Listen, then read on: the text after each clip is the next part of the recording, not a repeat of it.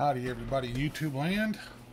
I really can't get this thing in full frame here because it's a friggin' surfboard, but if you can tell from the photo so far, what we have here on the bench today is a JL Audio 1000x1 version 2. I don't see many of these V2 amps. I saw a ton of the original ones, but not the V2s. So quick inspection, we've got nothing out of the ordinary on the front. No missing screws, nothing all chewed all to shit. Yeah, that's it. So at this point, it's just a matter of getting it open. This thing's so heavy. Oh, hold on. Well, it has a phone number on it. I don't think you can see it in the... Oh, yeah, you can. Don't know who it is. Oh, boy. We have random missing screws. Oh, I love those. Let's see what tasty goodness lays inside. Oh, no. I didn't put my tool back. Hold on. I'm going to reach over here and grab it. Alright. Yeah, gotta put my bits back or I'm gonna lose them. I'm filming these videos in succession, so you may not see them in the same order that I'm filming them, but that is a number 3 Allen key. Metric. No surprises there.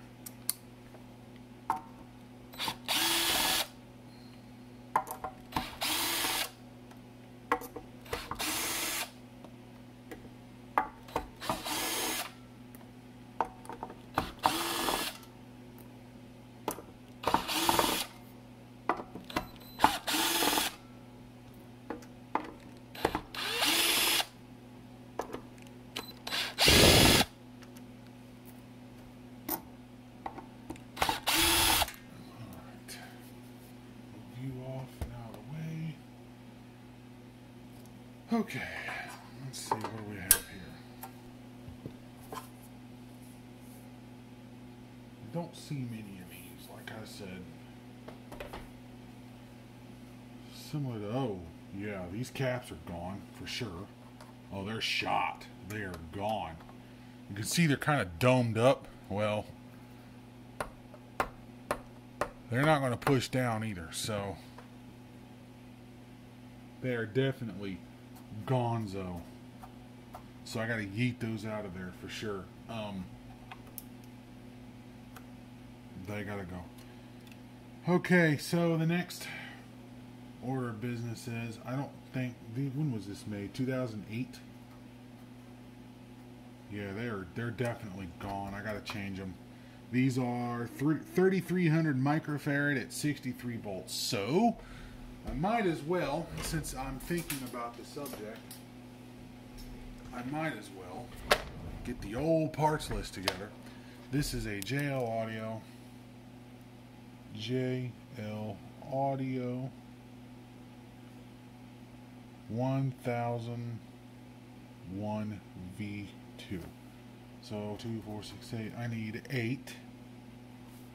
These are 3300 at 63 volts. 3300 microfarad at 63 volts.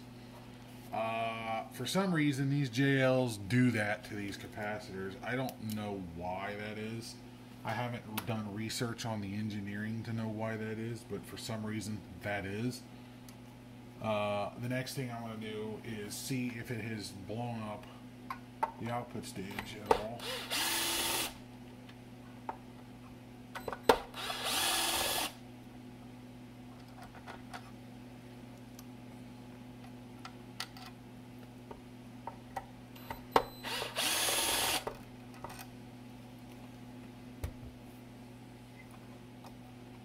It'll probably take a succession of a good several months for all these videos to come out and be shown. No surprises on the rubber. In order to get this stuff in the frame, I'm going to have to Yeah. Anyways, is that pushed down? Yep, it is.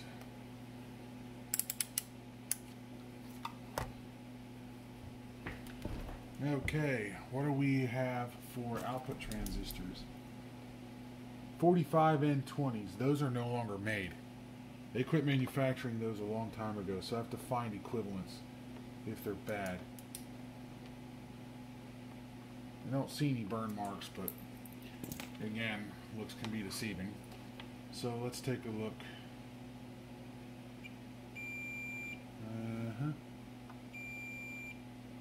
Oh, that's good. So those two are good. These are in parallel pairs. That's not good.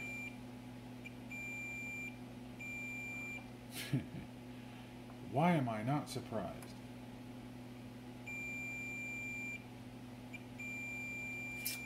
Okay.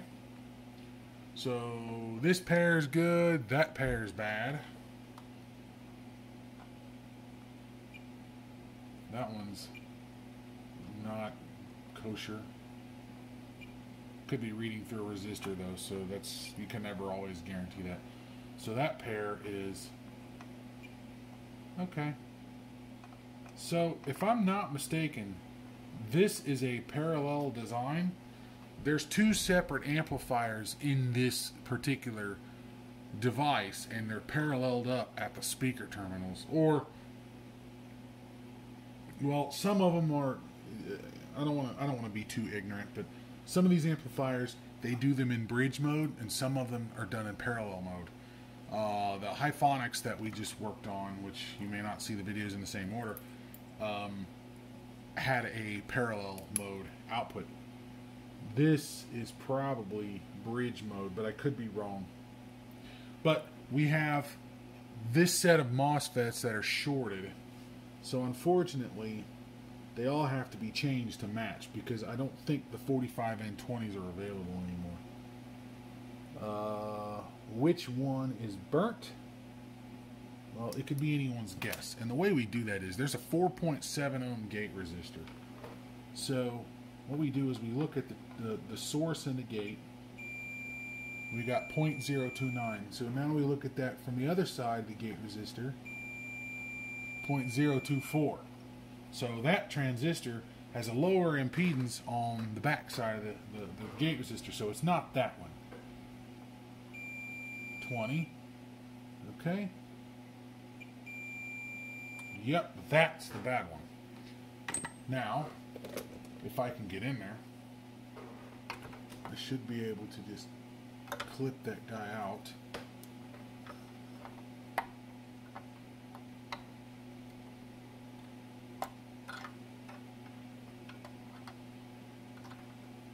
That guy has been removed, and I bet if I measure it,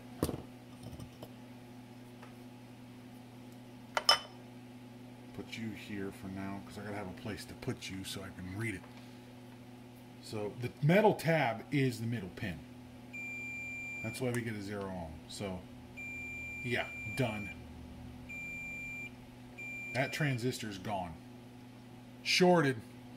Alright, now we know that that one's bad, so let's take the one next to it that was in the pair and see if it still reads bad. It still does.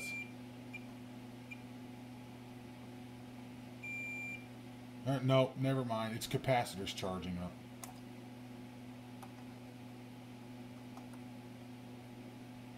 Okay.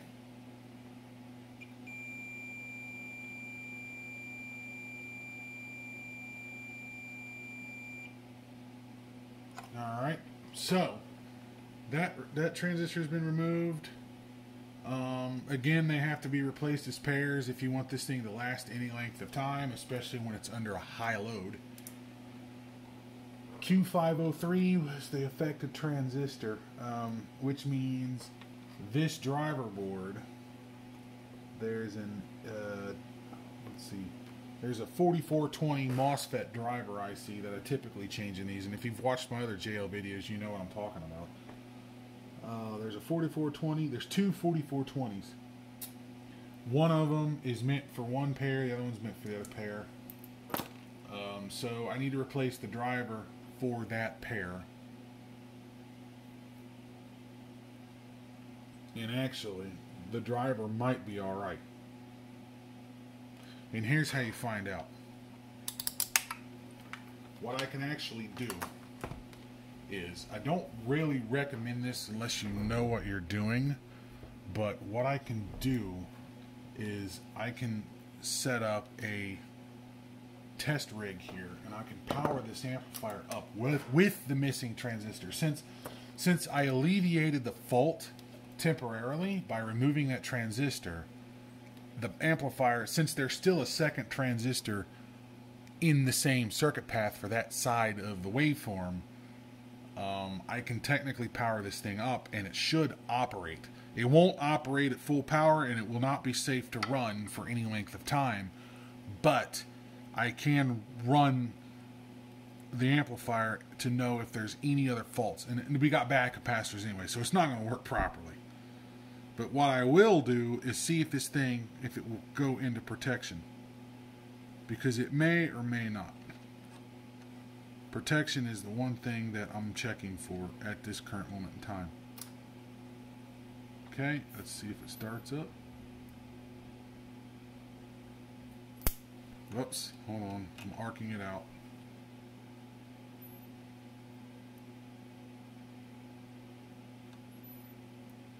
Is it gonna start? That's the question. It keeps cycling. Oh, there it goes. It just started. The amplifier is idling right now. It's running. At 1.6, which is 3.2 amps. That seems high to me.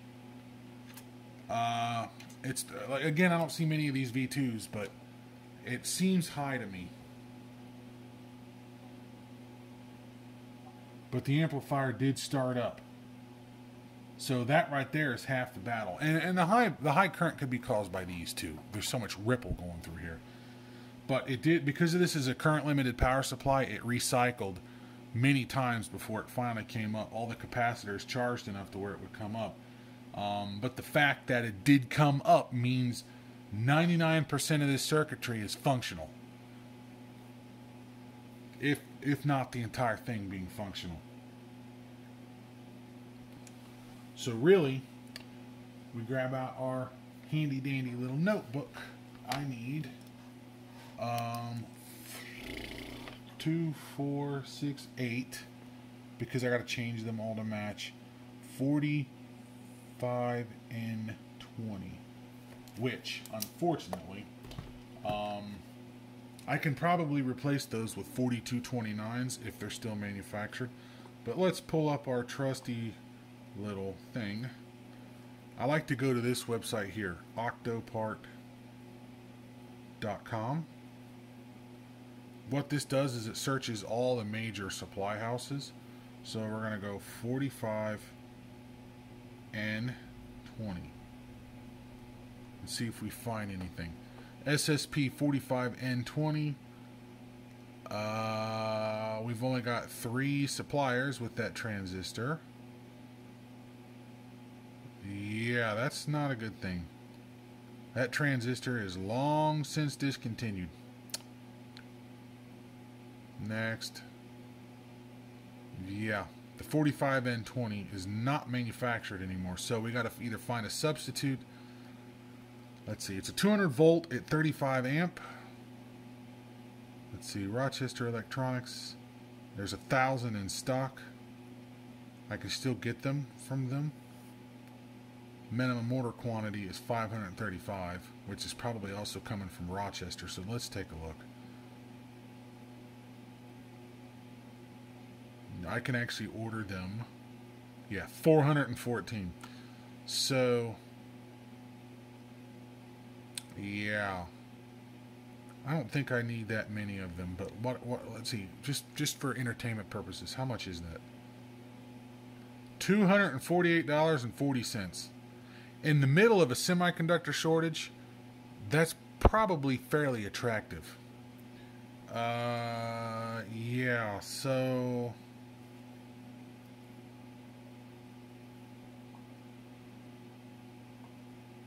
let's see, what are they? They are 35 amp 200 volt transistors. So IRF 4229.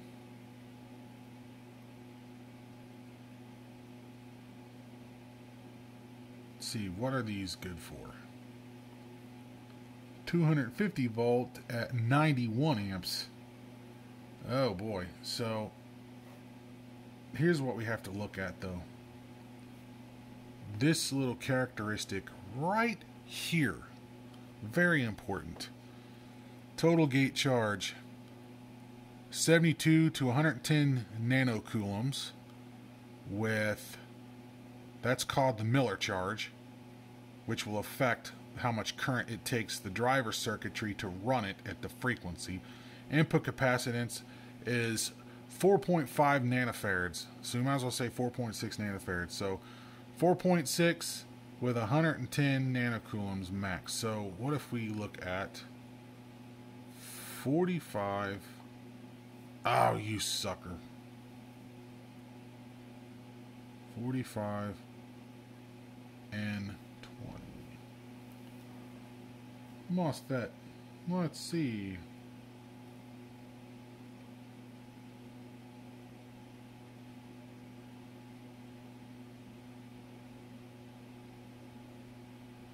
Come on. There we go. No. Wrong one.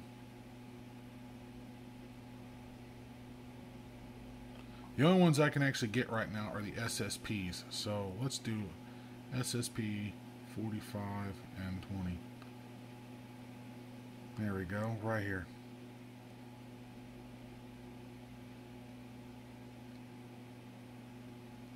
Okay, this is 35 amp at 200 volts, so we went from 35 to 90 amps, which is quite a big of a jump. Input capacitance maximum is 4.3, so we're in the ballpark, because the other one was 4.5, so we're in the ballpark there. Let's see, there's a lot of things to go by, but total gate to source charge, 19 nanocoulombs. There's a big difference. Total gate charge, actually no. 133 to 173. Actually, the transistor I was looking at is a better transistor. Yeah, it's a better transistor. So I can absolutely sub these with IRF 4229s. So let's take a look. IRF 4229. See what we have. 250 volt, 46 amp. Yeah. This is how bad the semiconductor shortage is right now. Look at the cost per transistor. That is insane. Yeah, 4229s are not available because they're all... So I can sub the transistor with 4229s. Let's take a look at the 4227, which are very similar. Nope.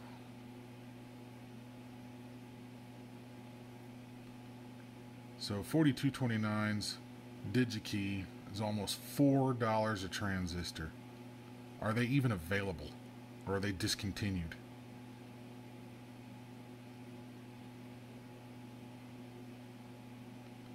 Doesn't say. 0 in stock. Yep, you can't even get them right now. So 0 stock.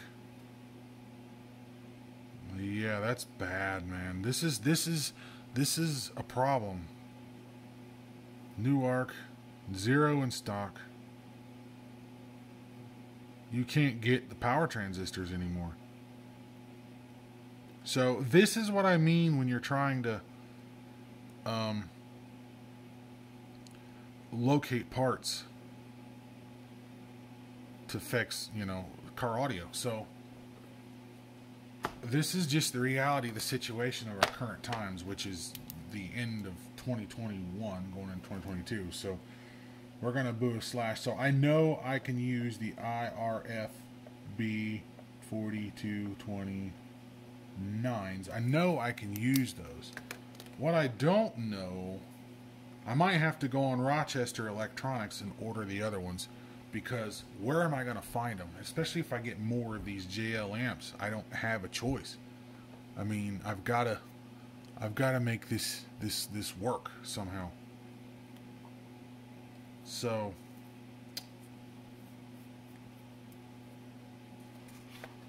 let's see.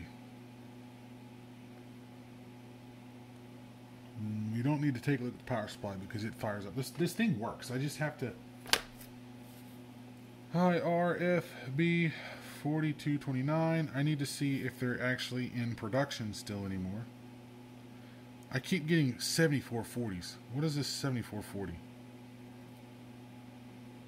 40 volt, 120 amp. That's not enough. And it still can't get it anyways. Is this an active part?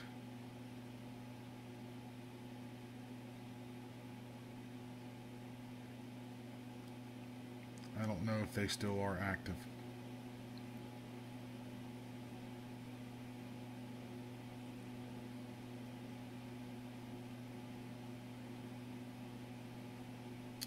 Let's go back to DigiKey.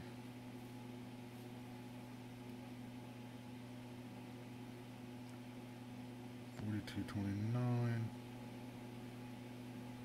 Yeah, of course. IRFB 4229. Oh, quit being dyslexic. 4229. There we go.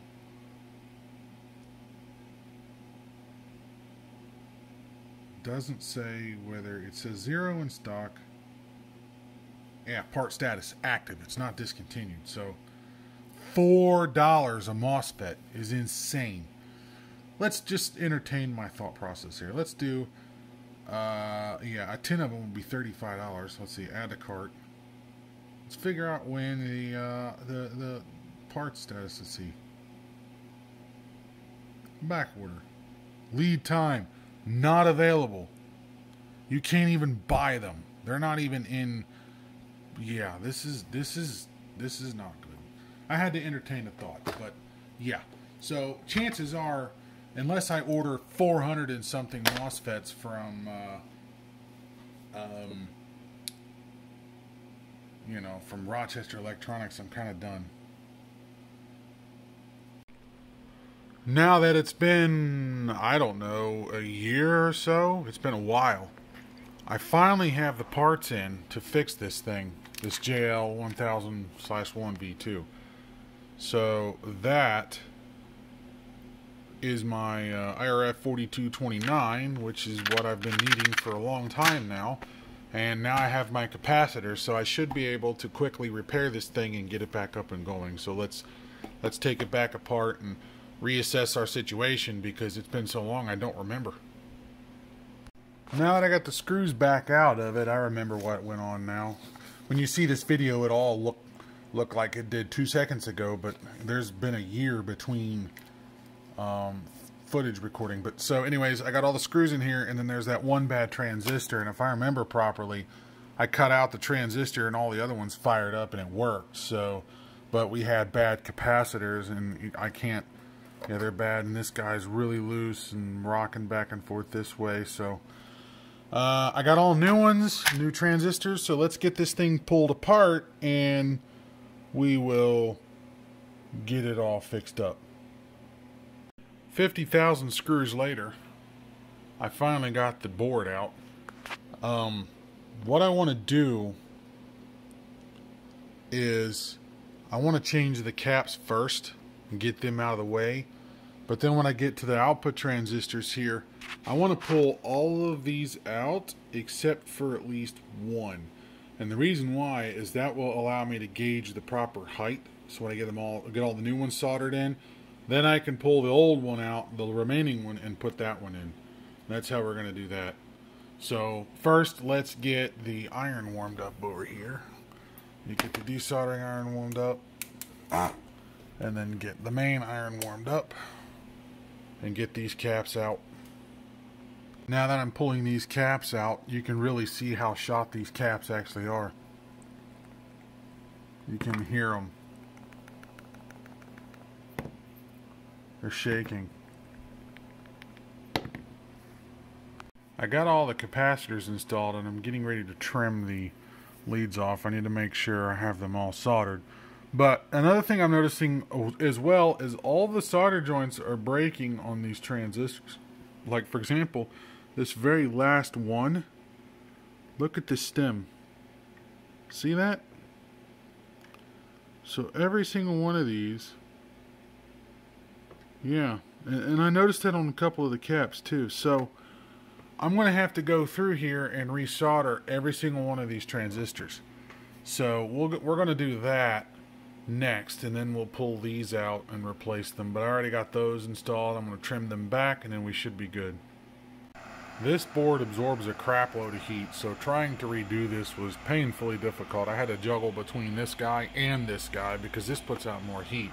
Anyway, so I have everything resoldered, so the next thing I got to do now is put the new transistors in this board. I got to pull those pins out and then put the new transistors in, and at that point we can start putting this guy back together. That's about as close as I can get. It's not perfect, but it's really close. And it's hard to judge because this package is actually taller than this one. So I tried to keep it just above, but also below. So somewhere in the middle. And I did that for all of them, which is very close to up here. So I think we'll be alright.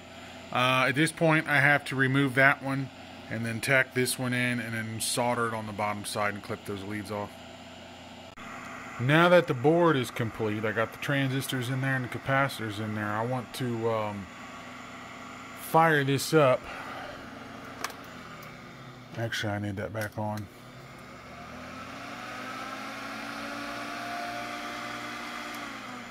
Yeah, I want to fire that up and make sure that I don't have any faults before I put this thing all the way back together. So we're just going to do a quick dry test and make sure that we have some kind of activity going on here and make sure we're not going to blow up. Transistors aren't going to short and spontaneously, you know, typical things like that. So, alright, we draw current. I got to connect that up properly here. Alright, less than ideal, but it'll get the job done. So now comes the process of, let's see, this is going to be fun.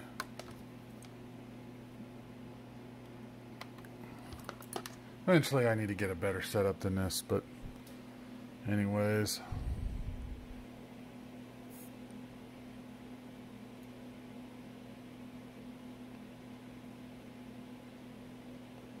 It's running. It's idling pretty high, but that might be normal.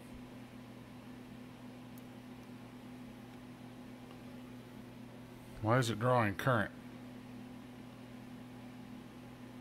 I have the remote disconnected. Not right. Nope, not getting hot. Oh, there it goes. It shuts down now. It might be a built-in feature with the V2. I don't remember the V1 doing that. It'll probably trip. There it goes. Yep. It's idling. It's not getting hot.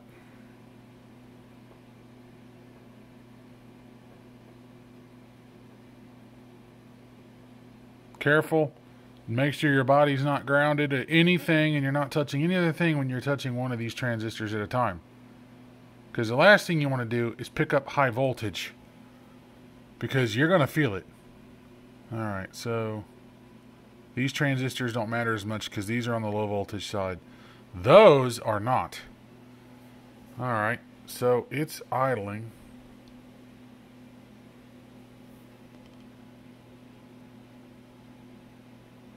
Yeah, we're good. Shut her down.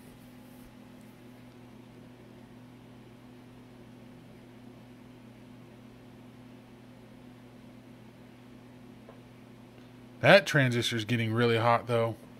So I wonder, do I have an open resistor?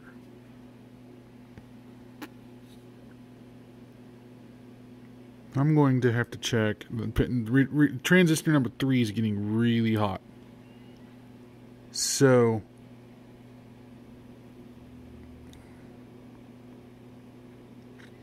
that almost tells me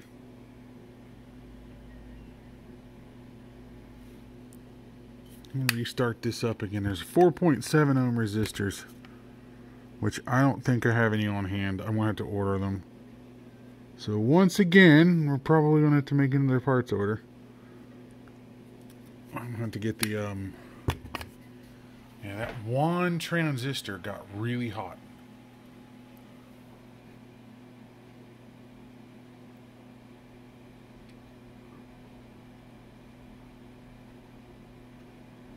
Only this one though. Let me try that again.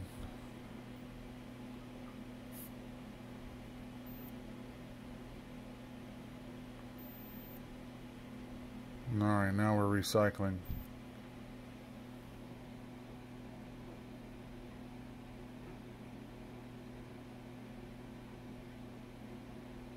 It's this one. Alright, so something's clearly gone wrong. This is why I use a current limited power supply so things don't blow up. Alright, so this is exactly why I do checks on a current limited power supply and without the board in, because we lost something over here. Waiting for my meter to come back. I had a meter over here, a bench top, but I had to take it back to work, so I don't have a meter to check this right now because I left it somewhere and I'm waiting for that to come in. Anyways, I'll be back once that comes in. Alright, howdy. We are back on the JL audio. So I'm probably just going to butt this segment up with the old ones because I don't think I uploaded them yet. But anyway, so here we are. It's been almost a year later since I last worked on this thing because, well, one, I was waiting for the ICs to come in because that took a good 6 to 8 months on back order. And this has just been an ever-recurring issue. Is so many of these things are getting harder and harder to get because of the ongoing semiconductor shortage. So this was another one. Had to wait for that to come in. By the time it came in, it was already getting to the point where I'm packing up and then I had to move and everything else going on. So here we are finally about a year later, at least 10 months later anyways, we're finally back on the JL1000. So as you recall from before, we had these two transistors getting way too hot and overconducting 2 HARs. And the only thing we didn't do is we didn't replace these driver ICs that I typically replace every time these transistors short and go bad. I always have to change these, and I decided to skip out on it. Well, it didn't work, so I got to put transistors back in, but I also have to replace these ICs. So let's go ahead and get that done, and then we will test this guy up on the bench again and make sure that these transistors aren't overheating like they were before. Alright, so the ICs have been replaced, so now we can try to fire this guy up. So we're trying to start it up and it still won't idle. It keeps tripping. But here's our drive waveform. We're getting about, I don't know, 5 volts or so, because I got it set for 5 volts per division. And yep, these same transistors are getting hot. And these were the ones that were blown originally. Now, if I go to the pair next to it, which I'm going to go ahead and do that now. Being very careful doing this. Alright, so let's refire. Yeah, see that? We're getting a full 10 volts peak to peak. So that's normal. The half, I'm getting about half of that on the transistors that are getting way too hot real fast. So the amp, of course, won't idle. It keeps recycling. So let me check this pair over here on the this other channel, because this is configured in a bridge. Let's see. Yep, comes up to the full 10 volts. That's 70 kilohertz. So you can only do this with an isolated scope. You can't just, otherwise you'll blow the smithereens out of this. So let's move it over to this guy, to the next pair. These transistors are in parallel. There's two per. Yeah, these are in parallel, these are in parallel, these are in parallel, and these are in parallel. So here we go again. We'll fire it up. Same deal. So we're getting a 10 volt peak to peak gate drive on all of them except for this one down here. For some reason, these two are not getting... Yeah, that's an issue. So that is probably what caused it to blow up originally, the capacitors being secondary. So at this point, I need to try and chase out why that drive voltage is low. The only way that can be low is if the voltage getting to the 4420 is low. So I need to chase through the circuit and figure out what feeds the source current to the 4420. That way I can figure out why, assuming why, that the voltage is low, because the voltage is definitely low there and it's not supposed to be. Because the threshold voltage, yeah, it's above the threshold voltage, but it's so low that the RDS on for that transistor is going to be way out in left field, so it's not going to work properly. I think I figured it out, and it's going to result in me pulling this driver board again. So if I measure out, I'm going to do this single-handedly, but if I measure out there's 3 diodes in the corner on each one of these boards. Now this channel here works fine. So now if I measure that diode, which is going to be fun to do single-handedly because, well, I've only got one hand because I'm holding the other one with the camera. But if I do it like this, wow, that's fun to do.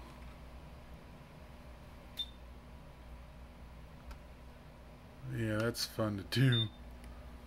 But there's what I get, right? So now if I do that to this board, diode's wide open. Yeah, it's wide open. I'd be careful not to touch the one next to it because that one reads. But the one at that, it's open. So we've got an open diode. Now, I'm going to be honest with you. That's a first. Unless there's a visible crack, which I don't see. That is a first for me. So that diode's going to have to come out, which also means this board is probably going to have to come back out of here. So that'll do it. Let me pull that diode out and we'll test it again with the diode removed. And, and I heat this diode up, it may temporarily rebond the die inside of it. So who knows? We'll see. Alright, so I measured the diode out of circuit and it started reading again.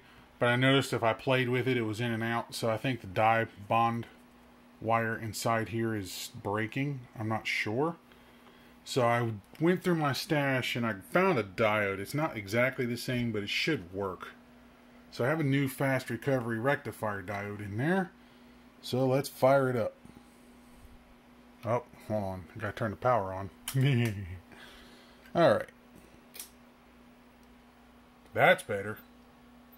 I don't like that ringing though. That ringing's a bit of a concern. But hey, it's ice cold now. So I'm getting ringing on that terminal. Alright.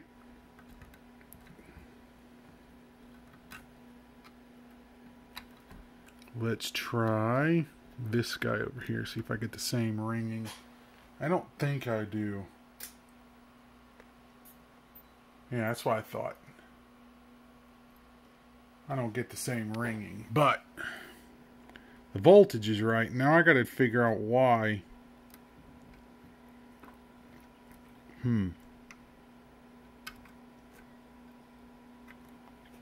I'll have to play around with that.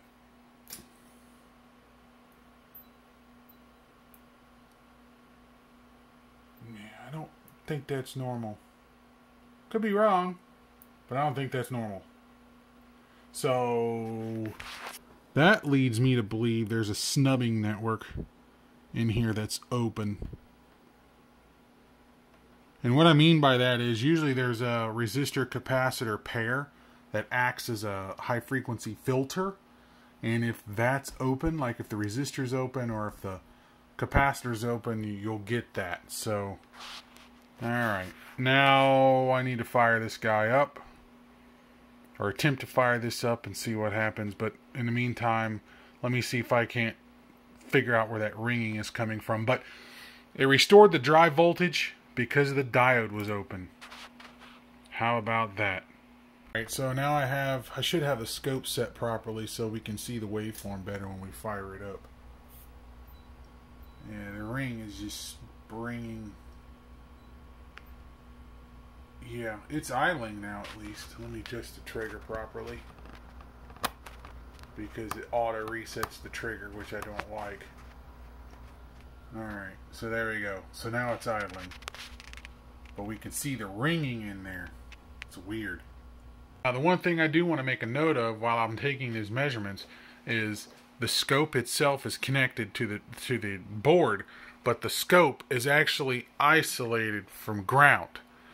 That's the only way you can do this, because if your scope is not isolated from ground, then you have to use differential mode, which requires 2 probes and setting the scope up properly with a, anyways. So in this case, I have the scope isolated from ground, so I'm safe to do that.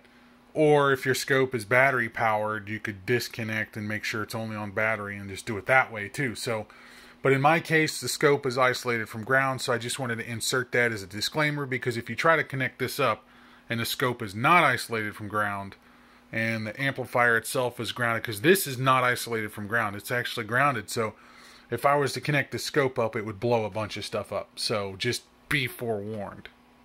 So I grabbed the heat gun, which I have laying right there, and I heated this board up pretty hot while it was on, and I didn't see the behavior change for the ringing. So also I don't have a speaker load, so I'm inclined to believe it's not going to be capacitor related, and I'm also inclined to believe that it might be normal because of there's no load connected. So I think at this point, I'm just going to put it together and then see how it performs. And if it works properly, works decent, and it doesn't do anything strange, then I'm just going to leave it be and kick the can down the road and move on to the next one. Alright, I got the amplifier up and running. It's idling. I got a speaker connected, so I want to try some of this no copyright music and see what happens.